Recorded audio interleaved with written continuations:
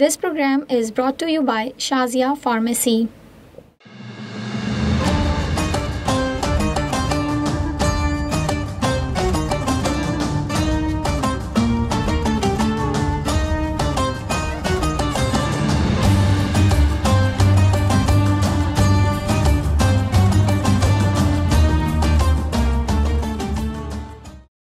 औज़ुबिल्लाहि मिनश्शैतानिर्रजीम बिस्मिल्लाहिर्रहमानिर्रहीम अल्हम्दुलिल्लाहि रब्बिल आलमीन वस्सलातु वस्सलामु अला अशरफिल अंबियाई वल मुरसलीन व अहलि बैतिहि तय्यबीन अत्ताहिरीन अम्मा बाद। प्रोग्राम रमज़ान और ख़वातीन के साथ मैं हूँ आपकी होस्ट फ़िज़ा अली। आज इस सिलसिले का छठा प्रोग्राम है और हमारा मौजू है वो कौन कौन सी चीज़ें हैं कि जिससे रोज़ा टूट जाता है, और वो कौन कौन सी चीज़ें हैं कि जो हम समझते हैं कि उससे रोज़ा टूट जाता है लेकिन उससे रोज़ा नहीं टूटता।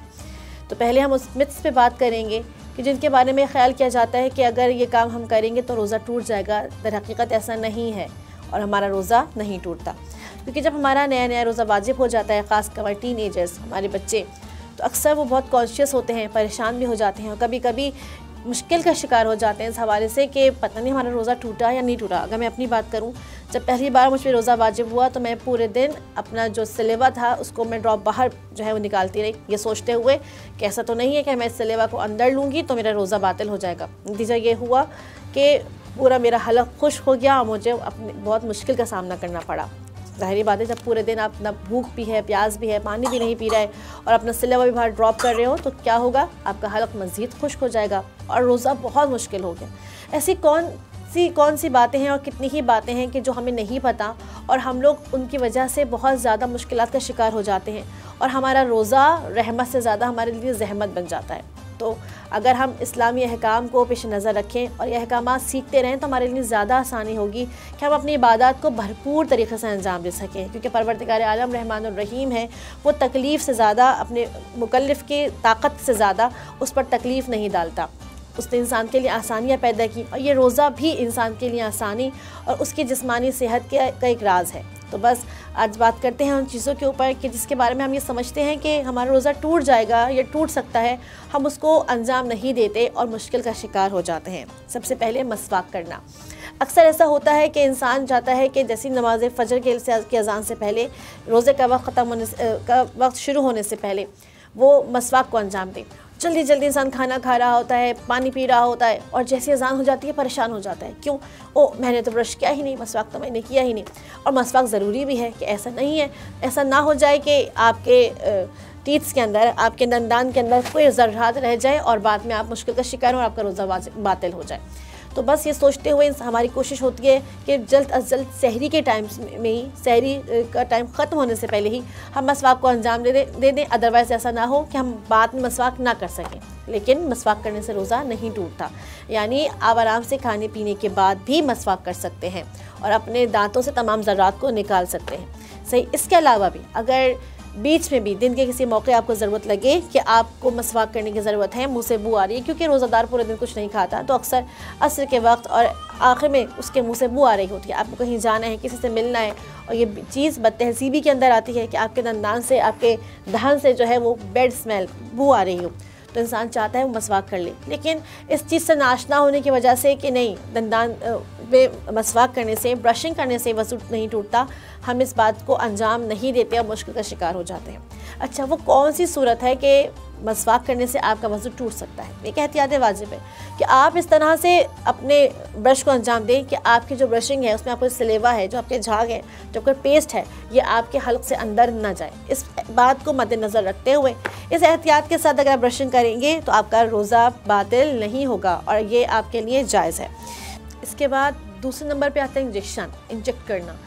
हमारे जहन में यह है कि इंजेक्शन लगाने से रोज़ा बातिल हो जाता है। दर हकीकत ऐसा नहीं है, इंजेक्शन लगाने से रोज़ा बातिल नहीं होता, लेकिन शर्त यह है कि अगर इंजेक्शन मेडिकेशन के लिए लगाया जाए, दवाई के तौर पर लगाया जाए तो रोज़ा बातिल नहीं होता। लेकिन अगर इंजेक्शन न्यूट्रिशियस है, यानी कि किसी ताकत का इंजेक्शन है, तो इसको लगाने से रोज़ा बातिल हो जाता है। सही। तीसरी चीज़ हमारे जहन में नोज़ ब्लीडिंग। अगर हमारी नाक से खून आ गया है किसी भी वजह से तो हमारा रोज़ा बातिल नहीं होता। लेकिन मिथ ये है कि नहीं भाई, कहीं से ब्लीडिंग हो गई है तो रोज़ा बातिल हो गया, नहीं, इस तरह से नहीं है। उसके बाद है स्वेलिंग योर सिलेवा, जो यानी कि हमारा जो हम थूक को अंदर लेके जाते हैं, दहन के अंदर लेके जाते हैं, हमारा लुआब दहन जो हम अंदर लेके जाते हैं, अक्सर जहन में ये आता है कि रोज़ा बातिल हो जाता है। अच्छा, बच्चों को ये बात ज़रूर बता दें, जैसे मैंने शुरू में कहा कि ये चीज़ मेरे अपने साथ पेश आ चुकी है। मेरे अपने बचपन का मसला था कि मुझे नहीं पता था कि सलेवा को जो है इनटेक करने से जो है हमारा रोज़ा बातिल हो जाता है, और मैं हमेशा जो सलेवा ड्रॉप करती रहती थी, बाहर निकालती रहती थी, जिसकी वजह से मैं मुश्किल का शिकार हो जाती थी। तो अक्सर वो बच्चे जिन पर नया नया रोज़ा वाजिब हुआ है, तो पेरेंट्स को चाहिए सबसे पहले उन बच्चों को बता दें, बेटा क्या क्या चीज़ करने से आपका रोज़ा बातिल नहीं होता।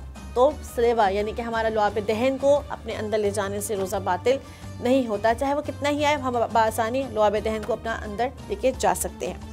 उसके अलावा आई ड्रॉप लगाने से भी रोज़ा बातिल नहीं होता। जो लोग इस बात को समझ गए हैं कि मेडिकेशन के लिए इंजेक्शन लगाने से जब रोज़ा बातिल नहीं होता, तो इसी तरीके से आई ड्रॉप डालने से रोज़ा बातिल नहीं होता।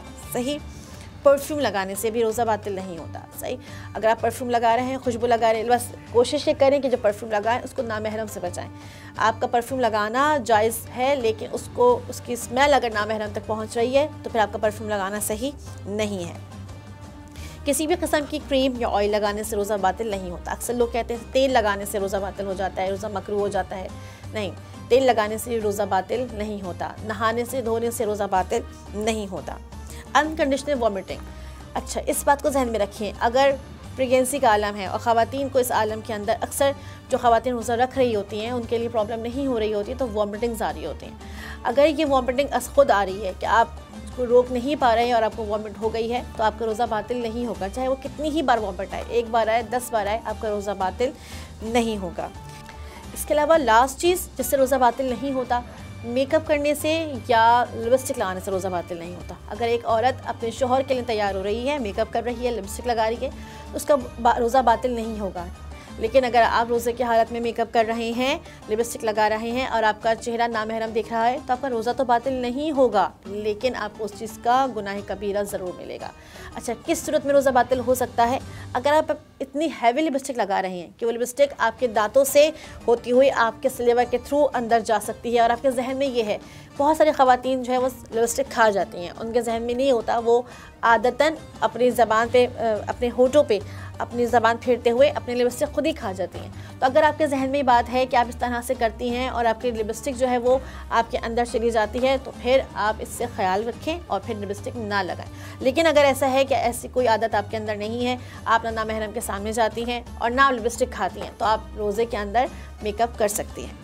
इसके बाद आते हैं हम उन चीज़ों की तरफ कि जिससे रोज़ा बातिल हो सकता है। सबसे पहले उन चीज़ों के बारे में बात करेंगे जिसके बारे में मैं और आप हम सब लोग जानते हैं, खाने पीने से रोज़ा बातिल हो जाता है। सही, अच्छा एक चीज़ ये, एक अक्सर हमें मसला पेश आता है कि दिन के किसी भी हिस्से के अंदर हम सहरी करके सो गए और हमें फ़ील हुआ कि हमारे हल्क के अंदर कोई एक ज़र्रा है, कोई ऐसी चीज़ है कि जो अटक गई है, और हमें जहन में आ रहा है कि हमारे सुबह का खाने का कोई ज़र्रा है। तो अब अगर हम उसको अंदर ले लेंगे तो रोज़ा बातिल हुआ या नहीं हुआ? पहली चीज़ ये, हद्दुल इम्कान कोशिश करनी है कि इसको हम बाहर निकाल दें। अगर ये ज़र्रा हम बाहर निकाल सकते हैं, ऐसे नहीं कि जान में बन जाए इंसान की, इसकी तबीयत ख़राब हो जाए, उसको हलक में कोई ऐसी चीज़ डाल के निकालने की कोशिश कर रहे हैं कि वो ब्लीड हो जाए या छिल जाए, ऐसा नहीं करना। अपने आसानी को मद्देनज़र रखते हुए पूरी कोशिश करनी है कि आपको जो ज़र्रा है उसको बाहर निकालें। लेकिन अगर बिलफ़र्ज़ मुश्किल हो गई है, वो हलक के ऐसे हिस्से के अंदर है कि अब आप बाहर नहीं निकाल सकते और आपके सामने ही वो आपका ज़र्रा जो है वो आपके शिकम तक चला गया, तो क्या रोज़ा बातिल हो जाएगा? आपका रोज़ा बातिल नहीं होगा, क्योंकि वो चीज़ आपके दहन से में नहीं थी, आपके हल्क के अंदर थी और आपकी पूरी कोशिश के बावजूद भी वो चीज़ जो है बाहर नहीं आ सकी है, तो इस वजह से रोज़ा बातिल नहीं होगा। दूसरी चीज़ ये, खाने पीने से रोज़ा बातिल हो जाता है, लेकिन अगर कोई भूले से खाना खा ले, भूले से वो पेट भर के भी खाना खा ले, भूले से उसने एक घूंट पानी पीने की जगह वो 1 गिलास पानी पी ले, तो क्या रोज़ा बातिल हो जाएगा? भूल चूक इस्लाम में माफ़ है। अगर भूले से वाक़अन सहवन इंसान जो है वो खाना खा ले या पानी पी ले, कुछ भी ऐसी चीज़ अपने मुँह में डाल ले, तो उसका रोज़ा बातिल नहीं होगा। लेकिन हाँ, जानबूझ के एक कतरा भी पानी पीने से आपका रोज़ा बातिल हो जाता है।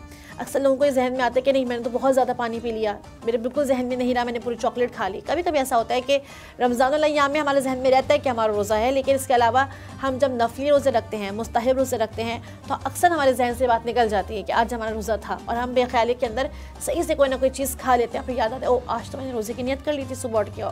क्योंकि अक्सर जब इंसान सहरी के साथ रोज़ा रखता है उसके जहन में रह जाता है कि उसने रोज़ा रखा है। लेकिन जब नफली रोज़ा इंसान रखता है तो अक्सर ऐसा होता है आप सहरी के बगैर नफली रोज़ा रखते हैं, आप सुबह उठते हैं और नियत कर लेते हैं, या नमाज़ फजर के वक्त आपकी आँख खुलती है, आप नियत कर लेते हैं कि आप रोज़ा रखते हैं, तो अक्सर आपके जहन से निकल जाता है कि आपका रोज़ा है, और इस वजह से आप भूल चूक से बहुत ज़्यादा अमाउंट भी इंटेक कर लेते हैं और खा लेते हैं और आपके जहन में नहीं रहता। लेकिन इसके बावजूद भी बाज़ हम रोज़ा आपका बातिल नहीं होता।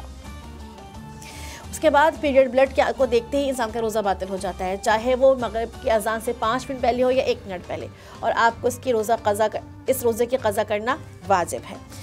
नज़दीकी करने से और कुछ भी ऐसा काम करने से जिससे आपका डिस्चार्ज हो, आपका रोज़ा बातिल हो जाता है। स्मोकिंग करने से, सिगरेट पीने से, अक्सर लोग जो है लोगों को ये लगता है कि सिगरेट पीने से जो है वो रोज़ा बातिल नहीं होता, कुछ भी नहीं है, एक धुआं ही तो है जो शिकम में नहीं फेफड़ों में जा रहा है, लंग्स में जा रहा है, रोज़ा बातिल नहीं होगा। लेकिन स्मोकिंग करने से भी रोज़ा बातिल हो जाता है। इसके अलावा स्मोकिंग करना वैसे भी गुनाह है, क्योंकि हर चीज़ जो आपके बॉडी को नुकसान पहुंचाए, दीन के अंदर इसका इंटेक करना, इसका यूज़ करना वैसे ही मना है। इस्लाम के अंदर आपका जिस्म जो है ये खुदा की अमानत है, और इस जिस्म पे ऐसी कोई भी अमल को अंजाम देना जो इस जिस्म को नुकसान पहुंचा रहा है, खुदा की अमानत में ख़यानत कर रहा है, ये इस्लाम के अंदर गुनाह है। और हम सब जानते हैं कि स्मोकिंग करना एक इंसानी बदन के लिए किस कदर मुज़र है। तो बस स्मोकिंग करना जिस तरह रमज़ान में ममनू है, रोज़े में ममनू है, ख्याल रखें कि बाकी अय्याम में भी खुदा की रज़ायत के लिए अगर आप ज़िंदगी गुजार रहे हैं, क्योंकि ये दीन, इस तरह हमने से पहले बात की, ये रमज़ान प्रैक्टिस है, ये रोज़ा प्रैक्टिस से आता है खुदा की। खुदा तुम्हारी खातिर मैं रुक रहा हूँ, यहाँ तक कि जायज़ चीज़ों से, खाने पीने से भी रुक रहा हूँ, यहाँ तक कि मैं अकेले और तन्हाई में जब मुझे कोई नहीं देख रहा, मैं तेरी आँख को महसूस कर रहा हूँ, तेरी नज़र को महसूस कर रहा हूँ, और मैं न खाता हूँ न पीता हूँ। ये प्रैक्टिस किस वजह से है? ये प्रैक्टिस इस वजह से है कि रमज़ान के बाद भी हम गुनाह करते वक्त खुदा की नज़र को महसूस रखें, यकीन के मंजिल पर आ जाएँ। चाहे हम खुदा को नहीं देख रहे, आखिरी दर्जा तो यह है कि खुदा तो हमें देख रहा है। तो इस आखिरी दर्जे के दीन और ईमान को जो है अपने मद्देनज़र रखें, और हर उस काम से परहेज़ करें जो आपके खुदा ने आपके लिए ममनू करार दिया। तो बस स्मोकिंग करने से रोज़ा टूट भी जाता है, और वैसे भी स्मोकिंग करना जो है वो नाजायज़ है इस रूह से कि ये आपके बॉडी को नुकसान पहुँचा रही है। उसके बाद इंटेंशनली वॉमिटिंग, इससे पहले हमने बात की कि अगर खुद क़या आ जाए, खुद जो है वो वॉमिटिंग आ जाए, यानी कि मैं बहुत रोकना चाह रही थी लेकिन फिर भी मुझे वॉमिट हो गई, फिर भी मुझे क़या आ गई, तो मेरा रोज़ा बातिल नहीं होगा। लेकिन अगर मैं जानबूझ के वॉमिटिंग करती हूँ तो मेरा रोज़ा बातिल हो जाता है, चाहे किसी भी वजह से करूँ, चाहे मैं किसी घबराहट का शिकार हूँ, मेरा जो है मुझे नोज़िया फ़ील हो रहा था, उससे छुटकारा हासिल करने के लिए मैंने कहा चलो ये मुझे नोज़िया फ़ील हो रहा है, मेरी घबराहट हो रही है, मैं वॉमिटिंग कर देती हूँ, मुझे सही हो जाऊँगी, मुझे माइग्रेन उठा हुआ है, मुझे ऐसा फ़ील हो रहा है कि मुझे वॉमिटिंग करूँगी तो मैं सही हो जाऊँगी। तो क्या होगा कि मैं अगर जानबूझ के किसी भी एक चीज़ से छुटकारा हासिल करने के लिए भी वॉमिटिंग करती हूँ, किसी घबराहट से कि किसी भी ऐसे काम से कि मुझे लग रहा है कि सर दर्द है, क्योंकि आप सब जानते हैं जिन लोगों को खुदा ना खास्ता माइग्रेन का इशू है कि माइग्रेन के अंदर दिल चाहता है कि अगर वॉमिट कर देंगे तो हमारा जो है माइग्रेन सही हो जाएगा, लेकिन नहीं, अगर आप जानबूझ के वॉमिटिंग करेंगे तो फिर आपका रोज़ा बातिल हो जाएगा। इसके बाद गर्द और गुबार का हलक में जाना, इस पर ज़रा गौर करिएगा। इससे पहले हमने देखा कि कोई भी चीज़ हम इंटेंशनली कर रहे थे तो रोज़ा बातिल था, और अनकंडीशनली कर रहे थे तो रोज़ा बातिल नहीं हो रहा था। लेकिन ये एक पॉइंट है कि जहाँ पे अनकंडीशनली भी, यानी कि आपकी जो है अटेंशन नहीं थी, इंटेंशंस नहीं भी थी आपकी, फिर भी अगर आपके हल्क के अंदर एक हैवी गर्द और गुबार जा रहा है तो आपका रोज़ा बातिल हो जाएगा। तो इस चीज़ से परहेज़ करें, इस चीज़ का ख्याल रखें कि ऐसी जगह से ना गुजरे रोज़े के आलम के अंदर कि जहाँ से गर्द और गुबार बहुत ज़्यादा हो और आपका अनकंडीशनली भी आपका गर्द और गुबार आपके हलक में चले जाए तो आपका रोज़ा बातिल हो जाएगा। उसके बाद अपने पूरे सर को पानी में डुबोना। अक्सर औक़ात ऐसा होता है कि रमज़ान, अगर जैसे पाकिस्तान के अंदर जो है रमज़ान गर्मियों के अंदर आ गए तो इंसान कभी स्विमिंग पूल का रुख करता है, कभी जो है सी साइड्स का रुख कर रहा होता है कि अच्छा रोज़ा गुजर जाएगा। लेकिन ये बात मद्देनज़र रहे कि जैसे ही आप पूरे सर समेत पानी के अंदर जाएंगे, अपना सर पानी के अंदर डुबोएंगे तो क्या होगा, आपका रोज़ा बातिल हो जाएगा। तो जहन में रहे कि कभी भी अगर ऐसी जगह पर जाएँ, ऐसी प्लेसेस पर जाएं तो अगर आपका सर पानी के अंदर जाएगा तो आपका रोज़ा बातिल हो जाएगा। इसका ख्याल करें। आप नहा सकते हैं लेकिन अपने सर को पानी के अंदर डुबो नहीं सकते। अगर आप पूरा सर समेत पानी में जाएंगे या अपना सर पानी में डुबोएंगे तो आपका रोज़ा बातिल हो जाएगा। इसके बाद बहुत ही सेंसिटिव चीज़ आ रही है, खुदा और रसूल के हवाले से कोई भी जो है ऐसे निस्बत देना है कुरान की किसी आयत को या किसी रसूल खुदा की हदीस को कोट कर देना। मैं बच्चों से ज़रा कहूँगी क्योंकि मैं खुद एज ए टीचर कि अक्सर बच्चे जो है एग्ज़ाम्स के अंदर, अगर इस्लामियत का पेपर है या बोर्ड का एग्ज़ाम है तो क्या करते हैं वो लोग जो कॉपी चेकिंग वगैरह कर रहे होते हैं कि अपनी तरफ से कोई आयत, कोई रिवायत जो है वो लिख दी कि रसूल खुदा ने ये फरमाया, रसूल कुरान की ये आयत है, कि हमें नंबर मिल जाएं, और ये बचपना होता है। लेकिन ये चीज़ इतनी ज़्यादा सेंसिटिव है कि इसकी वजह से जो है अगर कोई मासूम से या रसूल खुदा से या खुद खुदा से ऐसी निस्बत मानता है कि खुदा ने कहा या रसूल खुदा की हदीस है, तो उसका रोज़ा बातिल हो जाता है। और फिर ये फ़कत और फ़कत रोज़ा बातिल नहीं है, इसके साथ कफ़ारा भी है। कुछ मुब्तिलात रोज़ा ऐसे हैं कि उनका कफ़ारा एक ही है, यानी कि आप जो है वो 60 ग़ुलामों को आज़ाद करवाएं या 60 लोगों को खाना खिलाएं या 60 रोज़े एक साथ रखें। लेकिन कुछ मुब्तिलात रोज़ा ऐसे हैं कि जिसके हवाले से कहा जाता है कि आप तीनों के तीनों कफ़ारे अदा करेंगे। वो कौन सा मुब्तिलात रोज़ा हैं? जब रोज़े को किसी हराम चीज़ से तोड़ा जाए, यानी कि आप रोज़ा पानी से ना तोड़ें, आप रोज़ा जो है बियर या शराब से रोज़ा तोड़ें, तो ऐसे मौक़ों पे क्या होगा कि आपको तीनों के तीनों कफ़ारे देने पड़ेंगे। या ये आलम कि आपने एक तो झूठ बोला, आपको जो है गुनाह मिला, लेकिन ऐसा झूठ बोला कि खुदा और रसूल के हवाले से झूठ बोला, तो आपको तीनों के तीनों कफ़ारे साथ देने पड़ेंगे। तो बस जहन में रहे कि अगर किसी ऐसी चीज़ से रोज़ा तोड़ेंगे जो खुद गुनाह भी हो, तो फिर आपको तीनों कफ़ारे साथ देने पड़ेंगे। मिसाल पे ये जिस तरह मैंने कहा कि अगर पानी से रोज़ा बातिल है तो एक कफ़ारा है, लेकिन अगर शराब से रोज़ा बातिल करेंगे तो फिर तीनों कफ़ारे हैं। अगर हलाल चीज़ से रोज़ा बातिल करेंगे तो एक कफ़ारा है, लेकिन अगर हराम चीज़ है कि आप चोरी के माल से आपने जो है वो अपना रोज़े को मुब्तिलात रोज़ा किया है, तो फिर आप पे तीनों कफ़ारे हैं। कोशिश है कि इन तमाम चीज़ों के बाद आप अपने रोज़े को अच्छे से गुजार सकेंगे और आपका रोज़ा आपके लिए आसान हो जाएगा। वो चीज़ें जो रोज़ा को बातिल नहीं करती, वो आपको मद्देनज़र रखते हुए आपके लिए रोज़ा गुजारना आसान हो जाएगा, और वो चीज़ें जो रोज़ा बातिल करती हैं उनसे बचना भी आपके लिए आसान हो जाएगा। उम्मीद करती हूँ इन तमाम बातों के बाद आप अपने रोज़े को बेहतर अंदाज में गुजार सकेंगे और आपके लिए आपका रोज़ा गुजारना आसान होगा।